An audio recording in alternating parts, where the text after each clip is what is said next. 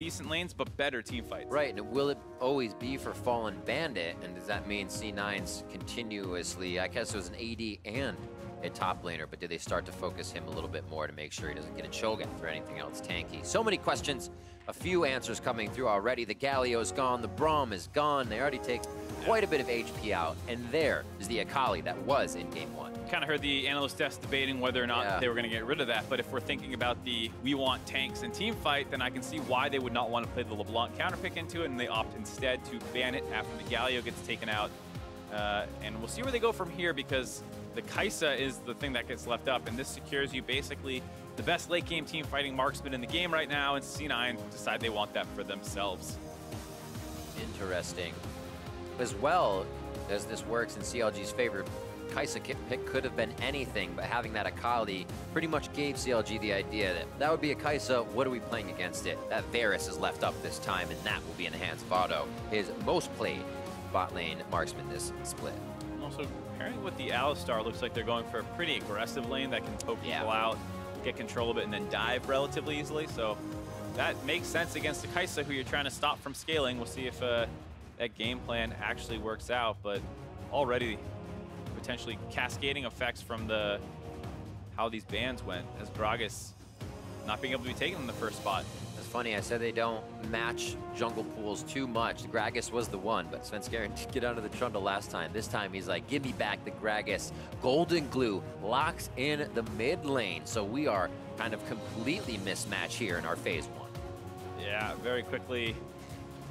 We'll see if they go the rest of the way. Yeah. They can potentially match the junglers at least, and then it's just support versus mid lane. Or, I mean, the mid lane Lulu's been a little while since we've seen some Lulu. It's basically since the beginning of the split, week 1, week 2, I think we were seeing Lulu's mid. Oh, do it. Lock it in. I'm glad he didn't, Rip. I don't know why you're looking for support Lulu mid. That's always so boring to me. It's funny. I love watching Lulu play. I love savior plays like Zillions and Lulus and something that'll keep you alive. But right at the last moment, you know the opposing team is pulling their hair out. So we don't get a mid laner on the side of CLG. That could be pinched in here from Cloud9, and vice versa. We could see support getting pinched for C9. Does look like that will be the case. Interesting, the Sejuani over the Trundle. Yeah. I think in a lot of ways, Trundle is seen as a little bit more of a power pick. But Gragas is someone who doesn't build that many resists early on. And I think for CLG, it's very important for Wiggily to have some control over the team fights, and Trundle is not great for doing that. We saw in the previous game one time, Svenskeren was like, I want to fight now, and he tried to run in as a Trundle and just kind of got kited out, whereas Sejuani, she whips that ultimate at someone's face, you're starting to fight. It's an interesting point, because his plays are 4 Trundle, 4 Gragas, 2 Camille, 2 Graves, and then you get down into 1 or 2 Sejuani, so feels like it'll definitely help for those fight positions in this one, as we see the mid lane being focused and support as we expected here in phase 2. Syndra will start things off, as Tuesday is going to get a very wheelhouse pick for himself now in that damage aspect. Right, his 3rd most played over the course of this split. It's a very good champion for him because it has a really strong laning phase, which is potentially, if you were going to point to one of his weaknesses, maybe the laning phase would be it. But this is a relatively safe matchup, assuming you don't get ran down by an Olaf that just showed up in the jungle. Yeah, absolutely awesome lock in here. So a bit of flex to be thought about, but then you say, oh, Olaf to the jungle. Could see Shiro going crazy on the Gragas on the top side. Yeah, actually. Or Poppy. I mean, yeah, so Gragas bot side with that. I actually think it'll be Gragas top into support Poppy. Support Poppy was a counter pick back in the day. That was a thing. To Alistar. So we'll see. There's a lot that they can do here. The Olaf is definitely in the jungle. My word. I like it. Who knows? Maybe it's Olaf top. Game 2 is spicy coming in from Cloud9 here. We have the Gangplank going in for Fallnbandit. His Mundo was not even banned this game, and he still didn't go to a top place for him. Just about 10, I believe 9 plays overall so far. He did have one in the LCS, so we can add it to 10. But this, I feel like CLG's got a pretty decent composition for themselves. A complete flip from game 1, so you have to think, are they ready to play that style now? And then C9 kind of just throwing in what they were ready to pick. It doesn't look like they've reacted to anything in a pick-wise. Yeah, this is a weird draft. I'm wrapping my mind around it slowly. We'll see if they flex that one more time. Okay, I actually do like 20 seconds there, yeah. Yeah, so Poppy staying up in the top lane, I actually like that more, as much as I was talking about the Poppy can go bot lane to Alistar.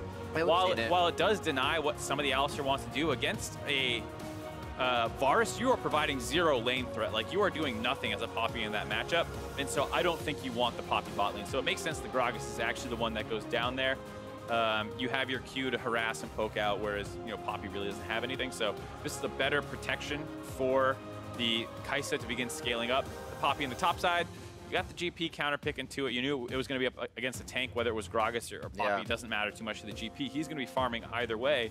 And so you kind of end up with a very tanky team comp now for C9 with some snowball potential around the mid lane or kind of wherever Olaf decides to charge down. And on the flip side, the side of CLG are going to have a pretty heavy pick comp between Syndra, Varus, and Sejuani. If you land one of those CCs, you can basically land the rest of them. Well, let's see, once we get into game, I'm excited to see how this bot lane, this Gragas and this Kaisa play. I'm always favored towards being able to put objects in lane and leave them for a certain amount of time. You can make your opponent move where you want. And if you can start tagging plasmas with Kaisa, because you're leaving barrels in the back, pushing them outside the minion wave, she has a much better ability to get that damage on to start the fight. So it'll be interesting to see how they use it. Yeah, I think it was Jat who was talking about, as he saw the 8-16 changes, was expecting the team comps to drift more towards the protect the back line, kind of front-to-back team fighting, lots of tanks, team comps, and that's kind of what C9 has shifted to here from their first game comp with an assassin in the mid lane. I mean, even the Ryze can get pretty tanky, so you have effectively 3.5 tanks and bruisers plus a Kaisa, reminiscent of the comp last game. All right, so Svenskeren, once again on an in-your-face jungler, but much more ready to fight here in the early game, especially against Wigglily's Sejuani. As we see what teleports are actually on the board this time. Still going to have one in the hands of Auto. CLG switched from 3 teleports around the map to 2 here in the second game of the series. And not matched totally, but just Shiro's teleport on the other side. Yeah, the flex of the Olaf from the Gragas, I don't know if Tuesday would have taken the TP or the cleanse, but I think the Olaf definitely kind of secured, like, I need to cleanse in this matchup, because if the Ryze runs up on me and roots me for an act slow, I'm just dead. So I think he was going to take TP until that flex came in. So that's probably why you see one less. I think otherwise the Syndra might feel confident enough in the Ryze matchup to take the TP. There was one of our questions, or one of our points, that KDA and kill participation definitely went up for Tuesday last game. Oh yeah. A little bit of those mathematics. Keith, Feng pushing up on that lane, looking for a quick level 2 as they deny the back 3 caster minions for now. And it looks like they'll be able to grab it here as the minion wave is just outside the turret. Yep, gonna kind of concede that push early on.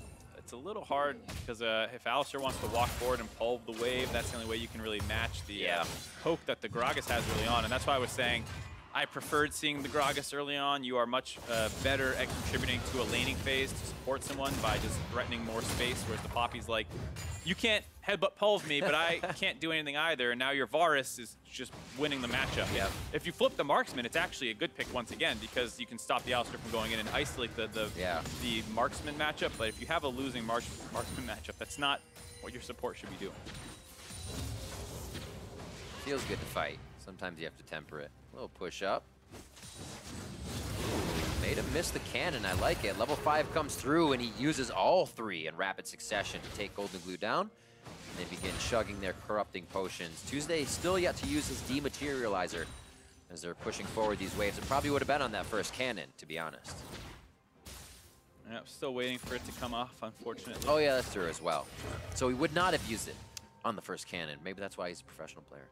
Oh, hiding off on the wing. Yeah. Wiggily can't get any tag on. Would have been a great time with GoldenGlue low on resources. This is actually really good though, because it's baiting the bot lane into thinking the Olaf was on the top side, but he's actually bot. Kind of a replay of game 1 here. Are the teleports enough to come in though? Wiggily is just on the outside. Phil with the ignite on. One last shot on the flash forward. Phil's gonna live. Here's Wiggily. They're gonna be able to turn it around. Auto firing the shots in, turning C9 into pin cushions. And it's gonna be the first kill onto Keith. Feng, 200 HP from going down, but the summoners are used and the kills are locked down by CLG Gaming. Not able to actually get in there for that play. Svenskeren took a very interesting path. CLG was expecting the map to be split, so when you had GoldenGlue running up in the top lane, River Brush, they thought, okay, that's where he is, and that kind of baited their bot lane to going aggressive, and it felt like C9, for the second game in a row, you heard Medio say, it looked like a good gank, but Phil was able to kite out long enough for Auto to drop enough damage, and for Wiggily to collapse all the way from the mid lane down. It was, right? They've had this last time. We know this dance, it's just you have to do it this time. Yeah, so Feng's going to start this off. Nice headbutt by Phil, actually. Yeah, deny that. Yeah, not only buy him space, but also put Svenskeren out of this fight. So that was actually a super good headbutt by Phil. Wiggily, I think it looks like he might have messed up the Q just a little bit there, but they're able to take one kill back in a situation that should have been a 1-pro on the other team's favor. So, I mean, CLG once again punishing the bot lane aggression. It was a really nice choice denying Svenskeren his undertow pickup. CC was lacking, and this now puts it 1-0. And this time for CLG, not all of the map had to be used for that gank. You could stay in lane, the CS has not been lost throughout that fight. They're sitting in a little bit better position here. Not too much of a lead, it has been spent by Auto as he comes back with a Scepter, so he can start playing in that position to take a few more of these casks, not be too worried about it. Definitely the case. A little bit of sustain will be helpful. And going for the lethal tempo marksman attack speed Varus makes a lot of sense to this team comp, like we said. Sometimes nice to get the poke damage from the arcane comment and the lethality Varus, but feels like this is a series that's going to come down to a lot of team fighting. Yeah. Just want to be able to keep firing shots in. It's going to happen fast, especially with GoldenGlue on the machine gun mage. A little hex flash from both guys coming out. I love the camaraderie between these guys in a World Finals matchup. I wonder if it's a bit of a game of chicken, because like you don't, when you start channeling it, you can kind of choose where it goes. So like you might start with yours forward, then you see his channel his, then you move yours to back, and I want to see a situation where both actually end up hex flashing forwards and putting themselves right next to each other, thinking the other guy was going to go backwards. Like, oh, sorry, walk away. Yeah, like, I didn't actually want to fight. No real initiation. Things are quiet on the map, other than our first gank on the bot side. Whoa, there's a hex flash. Maybe not. There's the hex flash coming through. Feng all the way over on the other side as they go back and forth. Very, very low for Keith and Svenskeren. A few more shots would take him out, but they don't have the range to do the damage. And a gank thwarted once again by CounterLogic Gaming. That was very scary for C9. That easily could have been a 2-0 and some huge turret damage. I mean, they are getting out of these situations by the skin of their teeth. That was another one that easily could have gone the other way, and it all started with that hex flash by Phil. We were talking about, you just kind of spam it in lane. They get accustomed to seeing it, and suddenly they this one's real. Yeah, you don't know which one actually you're flying at their face to kill them, and that is what kicked that off. And doesn't actually get any resources out other than the GP ultimate, so it kind of actually worked out okay for C9. Did lose a minion wave under the turret though. Not a lot of action from these two so far on the top side. 48-42. We see that cannon barrage up now, which they will have to be ready for on the side of Cloud9 if they keep these engages going down on the bot side of the map. And a much different game overall from what we saw from that top side pressure last time. Wiggily focusing bottom, knowing he's got to be there, Svenskeren. We saw Wiggily up top at least 3 or 4 times by now in the game 1. Yeah, definitely a different pace to this game. It still feels like a lot of it comes down to who can break open a bot lane turret first. Yeah, that's true. Break that lane out. Yeah, if you can never do that. Last time we saw that CLG was able to split the map. This time we'll see if they choose to do that. C9 are the ones a little bit on the back foot. Call for Bandit. He is just looking to cash in this game. The Gangplank play. There you see 13 gold coming up immediately just off a parlay. He knows that they're going bot lane. He's like, no one's coming to gank me. I don't need to finish my Sheen or to try and kill my Poppy. I'm never getting a gank this game. It is someone you can actually gank for kind of easily with the Sejuani as you can start applying the passive for her, but still Poppy is not the ideal target. As much as you might want to get the extra influx of gold onto the GP, it's pretty difficult. Slow rotato up here from Auto and Phil. What do they have in mind? First time we've really broken a lane. We're just talking about the turret being a very big thing to start on as a priority. Mind games being played as Auto's going to grab himself some honey fruits. Stay healthy. Yep, they didn't know if they were starting the dragon or not, or he was just doing it to get that 200 damage harass down. Either way, pretty cute play there. Ooh. I mean, no scatter right now, but knows they have that inside line. I wouldn't even say knows. That was a pretty aggressive play from GoldenGlue, actually. They don't have too much vision below them. Yeah, it did have the ward kind of in the river to know that no one was going to be wrapping behind him at least. He had a lot of vision control around mid, but like you said, you don't quite know where the bot lane is exactly. Did kind of know the timing of the blue buff handoff given the pathing though. 67-79 here. Otto's been able to do a good job at keeping Feng and Keith at bay after that initial gank in the bot side, and it's not happening at all as I thought I would. I thought Feng would leave more barrels just kind of out in the lane, let him charge, try not to push the wave, of course, but at least distract CLG with it more. But that's also giving up an ability, so you could just be asking for more fights. It's an interesting lane altogether. Yeah, as well as the fact that when you're playing this Gragas, you don't really have any of the, we got a big... Second thoughts now going through the head of C9. Nice dodge and scat of the week. A blast back. Svenskeren there. But Tuesday buying a little bit of room as he gets pushed into the wall. CLG Phil gets into a good spot, but it looks like he gets taken down. Glacial Prison onto one. Hex Flash. Not charged up fast enough to get over the wall, and Phil goes down. Nice reaction by C9 there, especially Feng, realizing that the side of CLG had gone a little too deep, getting the blowback onto Phil, who had the ultimate to try and kite it out, but could not quite do it. C9 answer back. Both teams' aggression getting punished here.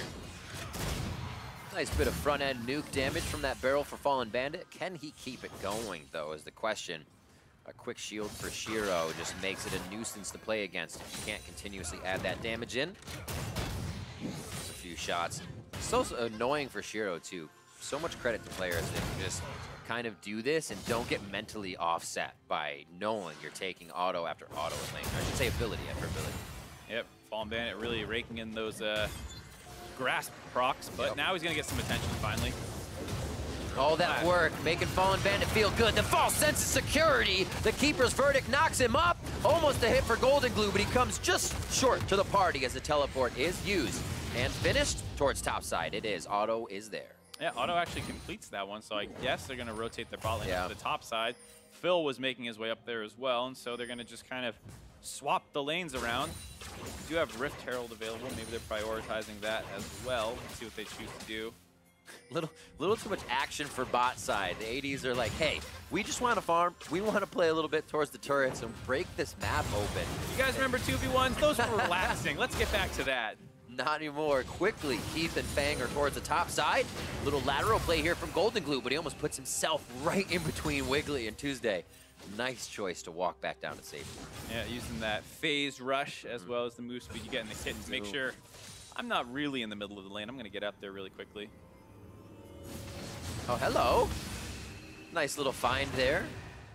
Just annoying Tuesday from going back. And that bot lane play that happened, just to talk about that a little bit, you were mentioning the Gragas barrel spam. It's actually, you don't get to build any mana regen or any mana items, whereas normally jungle Gragas has his upgrade, and laners in top and mid will start with some kind of Glacial Shroud or Abyssal Mask or something that's going to kind of give you some mana regen. You don't get any in the bot lane, so you get a couple barrels to poke with, but from then on you have to keep it for your combo, and by the end of that replay, or the bot lane play, you're actually out of mana. So you need to kind of know to hover around that, like, I think it's like 500 mana mark or something to get your full combo off. And makes it rough. Yeah, it's not. Hey, it's one of those things that we don't see that that often anymore, where people are actually gated by mana. And unfortunately, bot lane Gragas does feel that a little bit. For a reason. You could imagine what it would be like if you did have to deal with barrels charged up all day on your back caster line. So annoying to have half of the lane to walk in, back and forth. Quick wards around Shelly. Looks like they'll do a little bit of vision control and deny the security that CLGA Gaming has put down. And even more, Scuttle Shrine is going to be very nice for them to get movement around the map. And we expected it. The movement that was bot side now has Svenskeren and Wiggily towards that top. Still leaving GoldenGlue and Tuesday a little on their own island here, which they were getting much more love from the junglers in Game 1. Phil and Auto doing their best to keep ahead in CS at 133 to 118 so far. Yep, pretty close, and no surprise with Varus laying a little bit ahead. Especially the pressure. Both junglers still trying to look for an opening to break this game open through their bot lanes. And Phil kind of posturing. We'll see if they go. Feng looking for the ult. There's one hit. TP is gonna come in. Obviously, Shiro can't be stopped as he comes through. Fallnbandit only gonna go for the cannon barrage. Phil very low, a few more shots, and he could go down, and there's the reckless swing from Svenskeren, Wiggily, and Otto down to 500 health combined. One last undertow, and he sinks Wiggily. 2 kills for Svenskeren. The fadeaway shot by the Olaf finds the next kill, and well-timed play by C9, knowing they had a brief window of the teleport advantage where Shiro could get involved and Fallnbandit could not. Woo! As ultimate Tuesday. Smothered the weak. Keith goes down from an ultimate as Tuesday unleashes everything. Getting a little greedy trying to get that wave in there. Yeah. Getting taken down. Much too greedy. Seems like the top side of the map with the more favorable objective, and Shelly kind of escalated this fight, pushed both teams to the brink there. And we see it now coming up into the hands of Cloud9, and we'll see how it happened all again.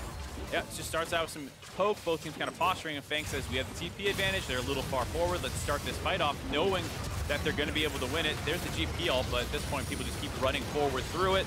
Nice wall stun by Shiro, they get the first kill.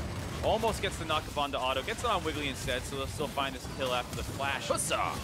Axe, and then Tuesday, everyone's kind of leaving. Keith's like, I got to get this wave in so that I can get a nice recall timing off, and then walks up for a little bit of damage on the turret, and overkill to the max.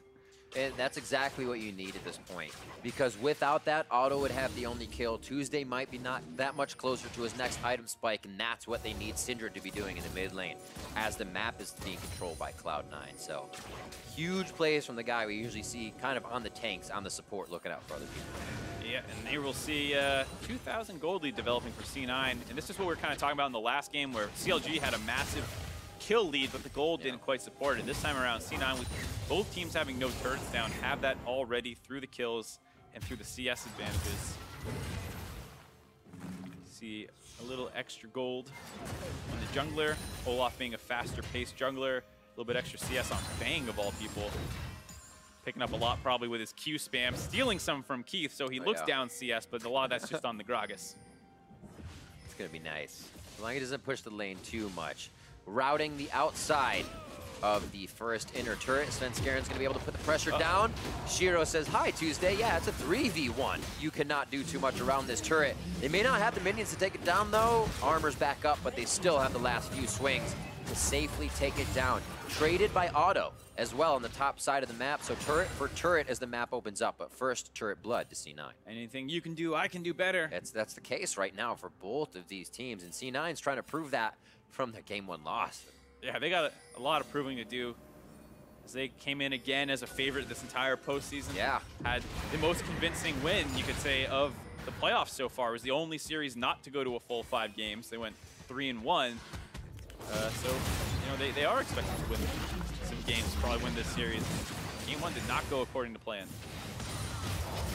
Ooh, a fight onto an unstoppable Svenskeren. Ragnarok is on. They quickly go for Tuesday to take him down. Scatter the Weak doesn't hit just enough, but they are able to turn 1 kill onto Keith. Svenskeren's down as the DPS is basically out of the fight. GoldenGlue has to be close, and so does Feng to add that in, and they don't have the distance to get near Otto. Pretty nice reaction by CLG. That was basically a 4v4. C9 was picking Poppy, not going to be able to get involved in Fallnbandit's ultimate's back up, so they're able to win that one 2-for-1. Maybe could have been a 2-for-0. Hold on here. Phil forced a flash, and GoldenGlue follows. The wall. He's good for 1 kill. Can he get another one? GoldenGlue saying that as well. If you can do it, I can do it better. Sees Tuesday taking out a member of his team. Gets a retribution back. 6-4 now. 18 minutes on the clock. And we are going punch for punch on the Rift currently. Still, C9 Shiro and CLG Fallnbandit go for it in the side lanes. Yeah, Golden God stepping up, finding stragglers at the end of a fight. Also found the 1 kill in that fight. Some really nice shooting on the Ryze. Putting on the scrim brain. Yeah, was able to kind of angle it past the team. Someone on CLG might have been able to step up to body block that, but everyone was too focused on the kills. You'll see it here. Svenskeren going a little aggressive, I would say. Maybe charging into four people is a little excessive. They know the Syndra has no flash and they want to finish him off, but there's a lot of defense. And then watch here. Otto might have been able to body block that Q to stop it from going through and killing Tuesday, but they were over-focusing on getting their own kill down. So There was the first kill by GoldenGlue, who then afterwards, CLG making a similar mistake that Keith made, where they say, all right, we won the fight, let me push this minion wave in, and they say, oh, you can't do that carefully. Seeing a few of those historical plays versus Svenskeren, kind of making up for game one, being more aggressive, finding the ins, making sure that fights are happening, but maybe escalating things too fast for the team to respond at this point. Here, they kind of enter a bit of the same way, but don't have the defense on the turret. A nice hit onto Auto with the cast coming in from Feng, but that's a big ability down. Now Ragnarok is down in defense here for C9 as they continue to try and stop CLG. CLG are calling the bluff. I mean, both teams have a lot of decisions around a play like that. CLG have very strong siege tools, a lot of abilities to fish for a potential dive. You land a Syndra stun, a Varus ultimate, a Sejuani ultimate. You can decide to actually commit that into a dive, but they have to be careful when against Gragas, who has that big ultimate to knock people in before you're ready to go. And there you saw Feng look for it, but Auto is still pretty safe. And then there was the ulti trade between Sven and Wiggily. Overall, I do like that trade because you have other skills that can start that fight, and Sven loses his biggest ability to start a fight. If Ragnarok is not up for Olaf, he is not a champion. Straight up. It is very, very true. He's no longer that ticking time bomb. Kind of past 40 minutes, Olaf is unstoppable. He has his problems, especially if you can't get big. Shiro's getting hit up. Keeper's Verdict should keep him alive. Yeah, very nice. He clears this wave quickly. So with CLG putting a lot of pressure towards bottom, what can Cloud9 put in the works? I like the decision by Sven to kind of go for just, Tuesday's got to be a little careful. A little help from Phil. Ultimate is on. No, Ultimate's not on for him, so he'll be safe. Thought he threw it out there to keep him ultimately safe. Svenskeren moves towards mid. They just can't find a way in. They have control of the jungle. It's not doing them that much good just yet. CLG's playing around it well. Yep, I like the CLG being able to protect that inner turret, but I still like what C9 is trying to do here. GoldenGlue at 201 is fairly strong, and so they're splitting him into 131, which is not really where Syndra wants to be. And then using Svenskeren's pressure to threaten a dive, and even if you don't stop the dive, Olaf has a lot of attack speed, and so you see him just kind of like wailing on these turrets. And Tuesday can't quite pressure. CLG, mid lane, don't have the pressure. Bot lane, they do, but it's a GP and they try to gank for him, and you saw that Poppy was able to live through that just easily enough.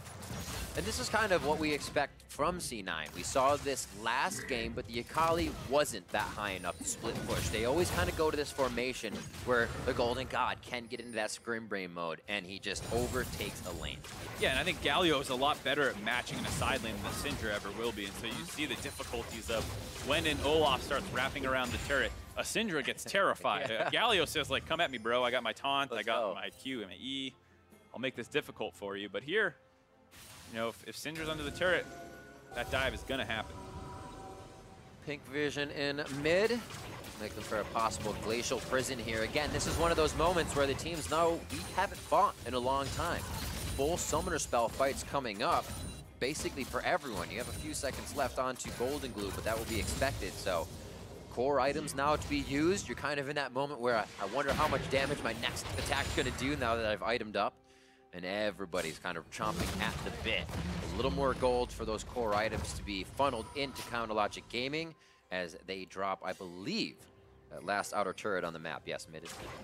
There we go. CLG getting the gold league back to 1,500. And I'm curious to see where the game goes from here. I think the scaling is relatively close. There's a really nice front line for C9, and I do like the Kaisa and the Ryze a lot. Probably more than the Syndra and the Varus. The other team does have a GP who's the late game team fighting god. So the scaling's a little up in the air. Will come down a lot to execution. But I think one thing we saw in the previous game was once the game hit 25, 30 minutes, CLG kind of flipped a switch in their mind and started brute forcing plays around the mid and the Baron. And so even though they're down a little bit of gold here, I'm going to wonder if that mentality is still going to overtake them once they feel like they have enough tankiness and stats to actually threaten the Baron. I liked one thing that Medio said about CLG's composition last time as well, is it was almost, you know, selfless, or not selfish as well, yeah. In that it helped everybody out. Everybody kind of played a part for someone else on the team as well, and you kind of can get that out of any team, but seeing a Gragas as your support, he's not going to shield you, he's not going to do much, he's going to try to bump somebody at you for a kill. So not as much help as well in the synergistic kind of abilities between C9's roster in that sense. Yep, CLG is also a little bit more greedy. A Syndra and a GP are definitely, I'm going to stay in my lane. Oh yeah, definitely champions. a little more greedy this game. Uh-oh, GP in trouble. Fallnbandit. Not Mundo this time. Cannot throw the ultimate quick enough. Cannon Barrage just going to tickle the members of Shiro and Svenskeren on C9 as they make their way out with a kill. Kind of the first time C9 has relieved a bit of that pressure. They'll be able to push the waves forward and maybe move some of those wards as well. Yeah, GP is a bit of a threat to gank past 20-ish, 25 minutes where he can potentially 2v1, but this is a 0-1-1 at the time GP against a 2-1-3 Olaf. You know, you see Olaf actually has more gold than the GP, which is something you don't see very often. So yeah, that's hard to turn that 2v or 1v2 when you're actually behind in gold from the enemy's jungler.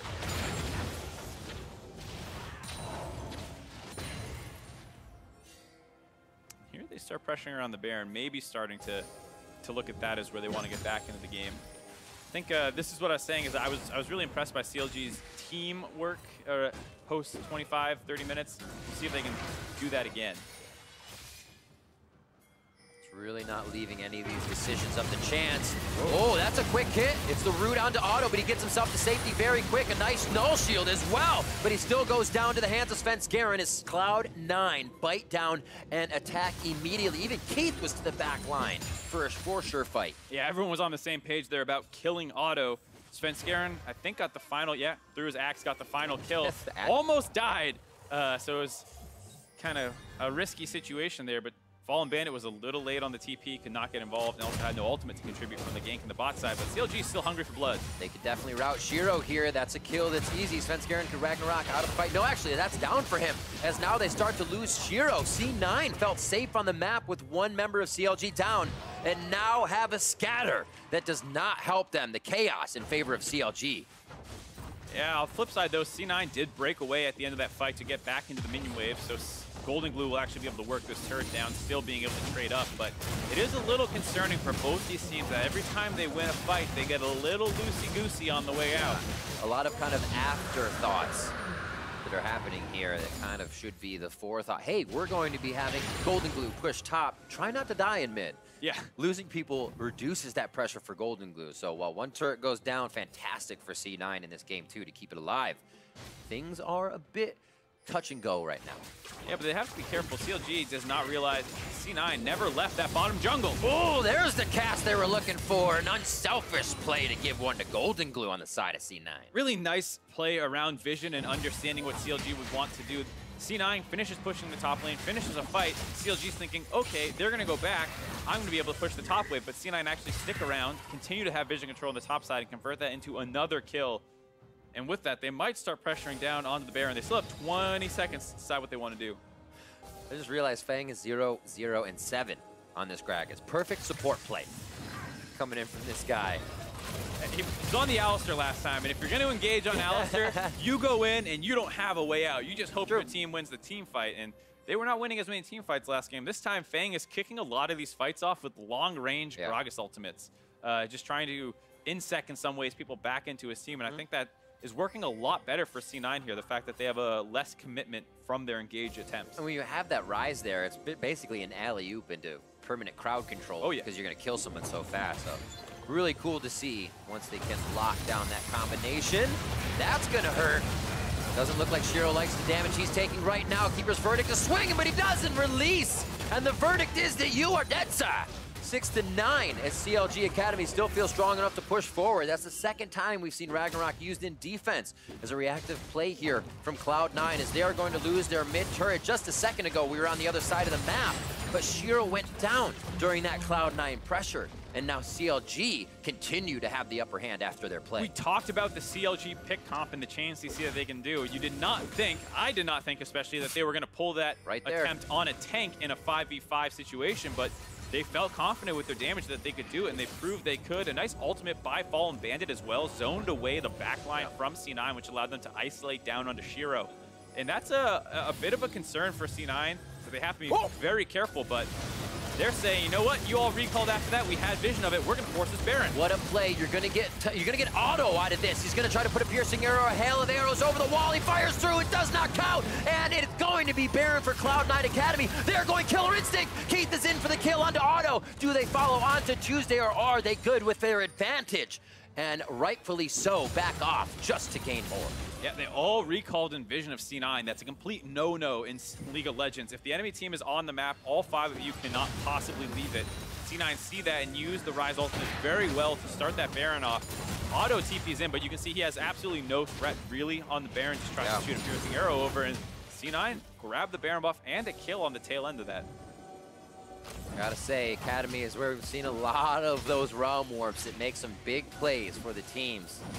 Now we have a few coming in from GoldenGlue to bring the team up to Baron, and they will be able to wreak havoc on the rest of the map.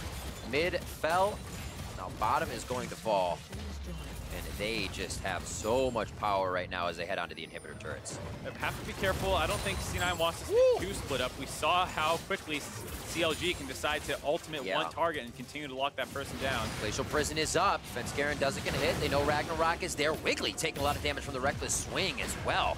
No resistance is big enough to stop that coming from the heavens.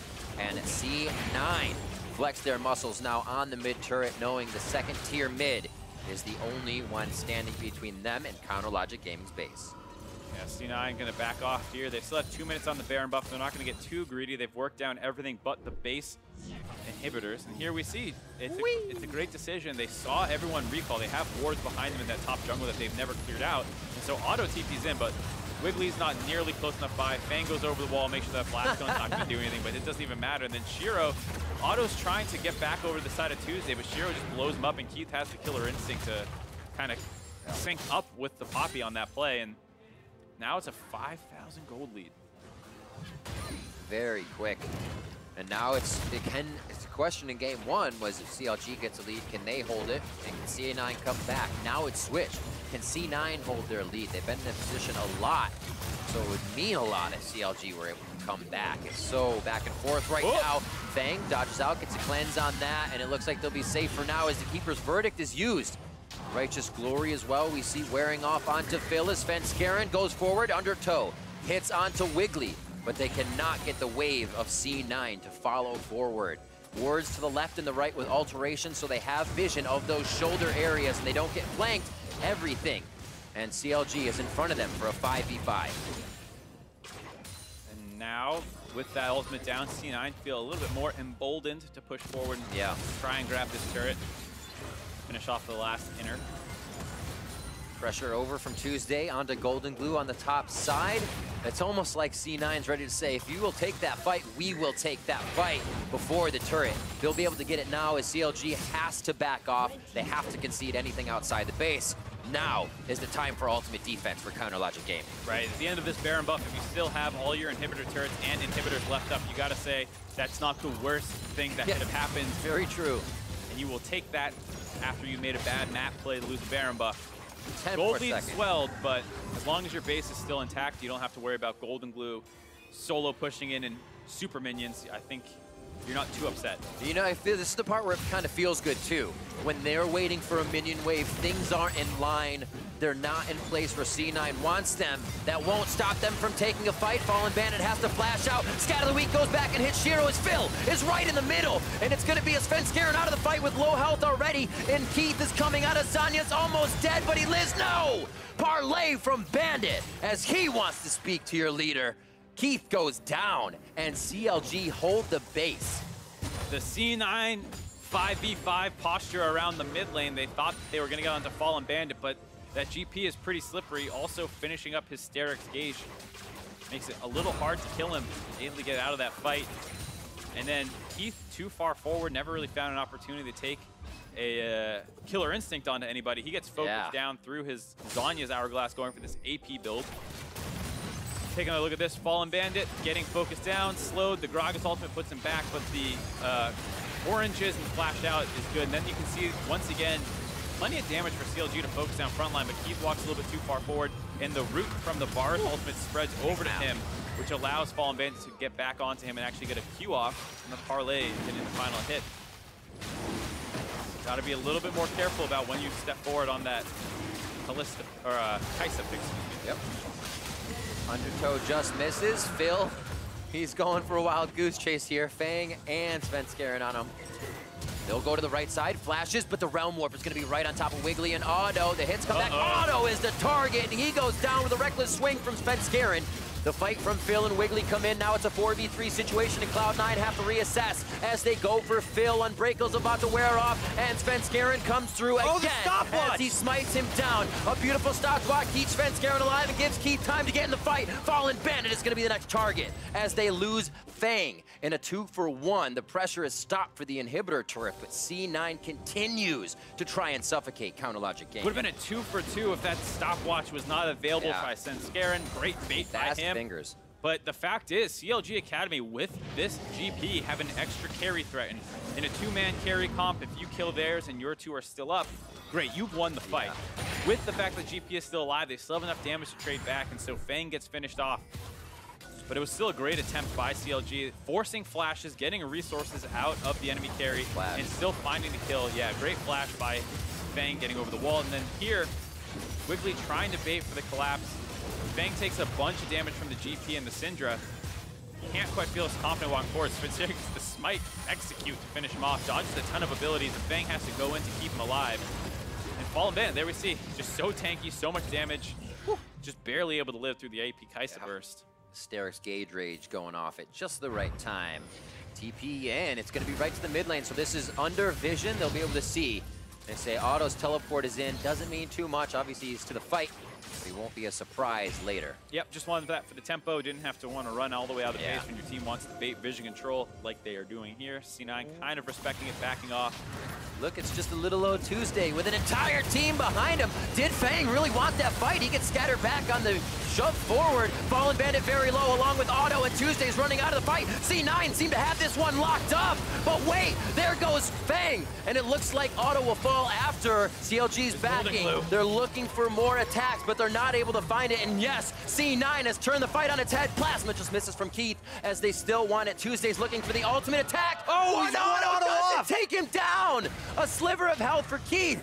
There's so many sliver of health, the skin of their teeth. Teeth must be falling out at this point. Punch for punch. Both teams going back and forth, and this one's going coast to coast. If they get minions in the mid lane, Cloud9 is already pushing inhibitor turrets. Yeah, Cloud9 with Keith looking to actually end the game while they're getting stalled out with the remaining members. GoldenGlue finds him after getting kited for a little bit. The 4th kill of the fight, and there's no way for Syndra to get out of here. I think this is actually the game. 10 seconds left on Otto. They might not be able to finish. Tuesday running left and right, trying to find his way back home. They take the mid turret, and they're going to let those minions pour in. If they stay onto one Nexus turret, it could go down. But they are not going to let Tuesday get back. They say one more Tuesday off the map is another 45 seconds that it's 5v4 and we have the advantage. It looks like they might just try to find him. Yep, gonna try Shiro regenning back up. Not actually too scared about that. Oh, here's Keith. That's a dangerous in. I don't know if you want that. That's a dangerous in. Oh, the stopwatch. And it does it. Tuesday stays alive. Oh, the burn! And the minion attack coming through. Very nicely done. In the meantime, Svenskeren and Feng start off this Baron buff with the help of GoldenGlue. They're gonna be able to grab that one at the tail end of the fight and the mid lane inhibitor. Very crazy back and forth situations, but C9 consistently comes out ahead. Up 10,000 gold now with a significant control on the game with the map pressure that they have. This is one of those games. You're just not sure what's going to happen next, but fight is for sure. That Gragas ultimate was huge, puts Fallnbandit in the middle of the team, and kind of puts all of CLG into disarray. If CLG are able to isolate a single target and drop all their damage down, they can insta-kill someone. But when Gragas splits up the whole team, even if you're not really making it super obvious who you get to kill either, your team kind of fights the scrappier, more skirmish-focused team comps a lot better. GoldenGlue will win his one-on-one. Keith will win his one-on-one. If it's all 5v5 focusing down a single target, CLG have probably the advantage in that situation. But if you split it up, obviously C9 are going to be able to win their single target fights, and there you see what happens. Svenskeren feeling like maybe a little that game. Wow, game one was him. 6-1-5 this time on the Olaf, and he has also been running headfirst into a few of these fights, but team behind him, and they're ready to go in. Oh, now Phil going in, are they ready? There goes the Glacial Prison as well, and locked up forever. Feng goes down. He has been a huge initiator for the fights for Cloud9. Now they have to walk it in, find a rune prison that isn't given to them. or if we can see Keith on the killer instinct for the shock and awe. Bottom lane inhibitor turret is about to go down. Mid's already fallen as CLG look like they want to bite back. Bill's back onto GoldenGlue now. Unstoppable Svenskeren goes down, but he'll come back up on GA. Keith is focusing the bottom turret as he says, team fight. I'm going to focus the objective. They may also lose Shiro here, but the team wants to back in a realm war. Will put them to safety with 2 inhibitors down inside of CLG's base. Not the cleanest play, but I think C9 takes it, finishing off the bot lane turret and inhibitor. It's like Chaos is boss this game. Yeah, no one can quite get control of this game. And that was a great play by Phil to find that little nook to hide behind and get the Hex Flash over the wall onto Feng, who I wanted to talk about this earlier. Going the QSS was, I think, a really smart decision with how these team fights were going, starting with random Varus ultimates or Sejuani ultimates, not getting changed. Yeah, you're the one up there wanting to throw it all. Right, so I think it was an intelligent situation where you have enough other tanks, you don't need to prioritize that, make sure they can't engage onto you, and that helped them out a couple times. But once again, there's so many tools available, it only helps so much, and that time still gets turned around now. Now they're onto this Elder. Phil again, auto getting Keith in a 1v1. At the end of the fight, can't get the killer instinct to react. Plasma just missing on the backside of his coattails as they are about to lose Phil, possibly Wiggily, unless Tuesday can turn the fight around, but he puts himself in such a precarious position. The team's able to get themselves now in that spot and make it safe to fight. GoldenGlue's ending the game. They get out, yeah, GoldenGlue's been doing a whole bunch in the base. Second Nexus turret about to fall here as he is 1v1ing Fallnbandit, and the rest of the cavalry is forced back to the castle to save the ramparts. Yeah, but during that time, C9 pulling CLG apart will actually start off the Elder Drake for themselves. Keith, the main DPS source, untouched through all of that, so he's actually going to be able to bring enough damage to get this. C9, despite the advantages in this game, actually never picked up an Elemental Drake, so pretty minor burn, all things considered, but you want to get it off the map. Baron buff is expiring in 3 seconds, so just make sure there's nothing for CLG to somehow get in their favor. Compared to game 1, CLG, or C9 look shiny, they feel shiny at this point, and they are about to take this game with strength, unless just some type of move, an error has to be made here, especially with this type of gold lead and the power C9 is about to bring inside the base. Double super creeps in every lane. Yeah, Hero's got TP up, they're grouping up to start getting these in. I think with the Elder Drake burn, C9 can kind of just escort these waves onto the Nexus turret that's still standing and most likely win the game off of that. I don't know if they'll need another Baron buff. CLG are going to have to find someone that they can isolate on and start a fight. Bottom wave is cleared quickly so they can focus on members. An inhibitor coming back up feels good to fight around for CLG if they can just get the fight they want as the members pinch through the stairwell. Doesn't look like they can actually take it there. And letting the inhibitor fall. What is their target? Who is their target as time coming so close to an end here with minions pushing inside the base? A good spread, causing more chaos in the fight. GoldenGlue onto auto, and Feng is right back there to take him down as well. A lot of the DPS is gone, but they lose GoldenGlue immediately, and Phil falls for the side of CounterLogic Gaming. A 3v4 as CLG try to hold strong in their base. A Nexus turret with a 5th of health left, and it's going to be the target, along with the members of CounterLogic Gaming. C9 want to keep this series very much alive. They're going to come out strong in game 2, and they are going to come out on top with a second game win. Tie up the series 1-1. C9 Academy was not clean, but they find the win that they need. Super scrappy game. Both teams forcing the issue all over the map. But at the end of the day, C9 always came out just slightly ahead, able to grab more Barons. There we go. Now we got a best of 3. Let's see who can do it. Best of 3. And then best of 1 all the way to game 5. It's always 0-0, right, Mark? Minus the times when whoever wins game 1 and 3 have an advantage in the series. But yeah, to your point. And this is exactly what you want to see in a series, that one team can turn around. A game doesn't kind of stay with them as they move through, but also I think we saw Cloud9 kind of adapt, and both teams had to like extra adapt this game. That was crazy. Yeah, I mean, I think what C9 mostly did was the right decisions, that they went for a little less of an assassin play style, wanting a lot more scaling threats, as well as still compensating in the early game with the Olaf pick to make sure they reach those kind of late games. I thought that was all really smart. I like what CLG went for. Again, they had the scaling advantage with the GP. We saw that did help a fair amount in some of those team fights where auto would die or something, but I think GoldenGlue had a great game, was able to find a lot of kills in skirmishes and team fights and then start splitting the map to give C9 pressure. As well as I think Keith had a better game, was able to get a lot of damage off in a lot of those fights and Wasn't easy though. CLG was always looking for their own opportunity. Absolutely. Big ups to Tuesday for kind of trying to be that playmaker in some points of the game, putting himself forward, trying to get in some precarious positions to make the plays happen. But C9 definitely had their number here in game 2. So for now, more on how C9 tied up that series. Let's check in with our guys at the analyst desk. Thank you very much, Riv. Just 3 guys here talking about the fact that Cloud9 managed to tie up the series there. Another interesting one where bot lane kerfuffles seem to go badly for C9. This time around, though, some cool stuff coming out of the Olaf. Svenskeren came around, had a 2-level lead at one point with that champion. We had Poppy versus Gangplank. Gangplank's supposed to be like a super hard counter in that lane as well. So what kind of stood out to the two of you as far as the draft and the champ select went? This game was really back and forth pretty much, like just so much scrapping that it's going to be hard to talk about everything. But Sure. I thought that both teams had like fairly solid comps in the draft. I liked what C9 did a little bit more by they kept flexing their picks. Like they took an early Gragas, which most people is going to assume it's jungle, so that CLG picked Sejuani into it, which is a pretty normal response. Then they ended up picking up Olaf and Poppy. So there was just so many flexes that CLG didn't really know what they were going up against at any point. And like you said, the GP pick, that's actually supposed to be a really hard Poppy counter. Like the reason that top laners don't want to blind pick Poppy is because of the GP pick.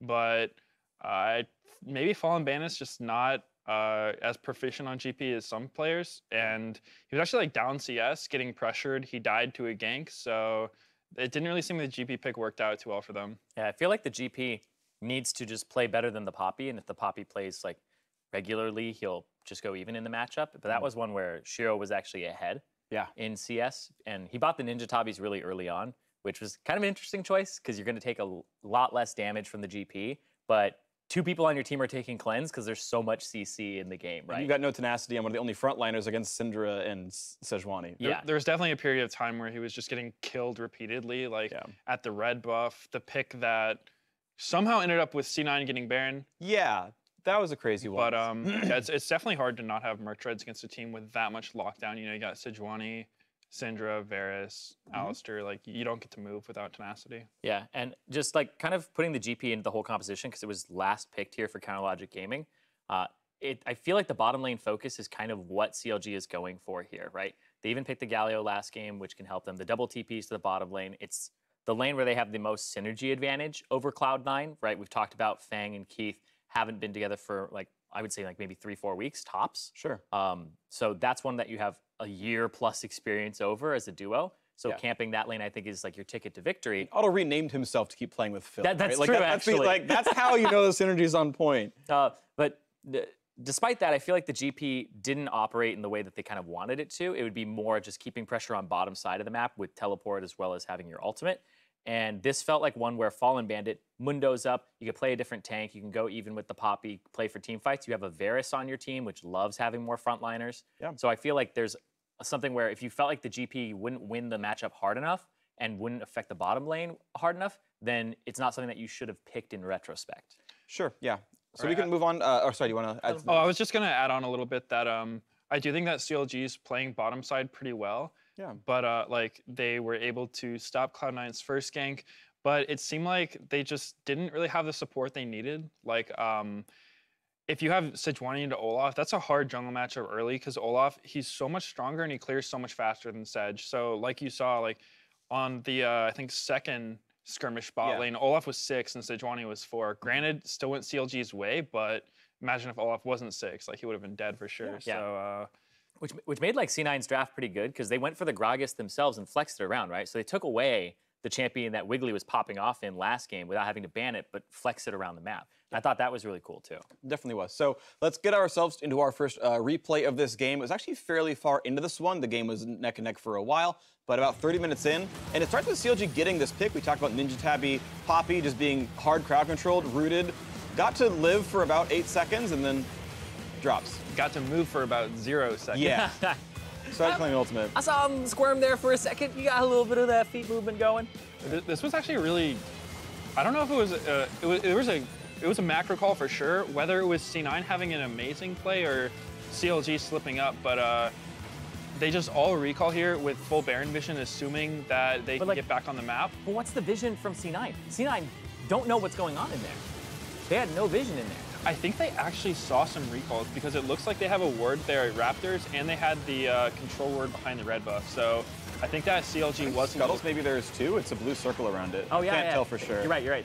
That is. I think that is the scuttle for C9. Yeah. So having that scuttle was actually huge because then it saw people leave the pit instead of go in. Yeah. Even though there was three control wards in that area. Yeah. So that's actually the thing that keeps it. So instead of all of CLG walking to the pit, cleared the wards, then recalled from inside there, maybe that looks a little bit differently. Yeah. But either way, that was the big play. I want to show the setup for that one because I think that's really important that Yeah. CLG gets a pick, gets vision control, and gives up Baron for it. Right, it's hard to fault CLG for that play because like you just picked Poppy. Their comms are probably going to sound something like, okay, And Olaf we used all of our ultimates. Let's just like get control of this area and then take a reset, like spend our gold, get back on the map. But I mean, C9 killing Baron that fast without a mountain dragon is that's pretty messed up. Kaisa Ryze, Sure. that's a little unfair. So it's hard to say that was a huge like oversight by CLG, but it ended up costing them really, really a lot. Definitely was an oversight. The realm were put into the pit, obviously very, very smart, and C9 just sort of walked over the game from that point. They had control pretty much the entire rest of the time. They took the Baron buff. They'd got maybe 3 turrets off that siege, and team fight or team fight, it felt like they would go equal to a head, and they just kind of took all the Barons on cooldown. Yeah, it seemed like C9 had a bit of an easier to execute comp because, you know, CLG is trying to run the Gangplank, which Gangplank's one of those champions where I feel that like having a million games on him as a player really goes a long way. He's got a super high learning curve, so like an average Gangplank isn't that scary, but when you get like the Korean top laners playing Gangplank, like Someday and people like that Gangplank's scary. So maybe Gangplank not going quite as well for CLG as it could have, but well, it kind of continues the trend of what kind of champions are those players good at, right? It's the idea that CNN has better individual players, but CLG have good teamwork. And if you've got a Mundo one trick running around on Gangplank, not winning lane is supposed to win, like that is an issue when your player skill's not keeping up. You're not winning the match you're supposed to. You're not team fighting as well. We saw the Galio get banned that we wanted to see, and now on Syndra, he's had a pretty good game still Tuesday. Don't get me wrong, but maybe some more of those fights would have been turned around with the team fighters that they're more accustomed to. So I'm curious kind of what the drafts look like afterwards. C9 did pick blue side for the next game. We are going to go to the commercial break. I know we're all shocked that we're going to keep in the same sides, but the drafts will continue to innovate as time goes on. CLG Academy have tied up the series with their game win, and game 3 is coming up after the break, so don't go anywhere.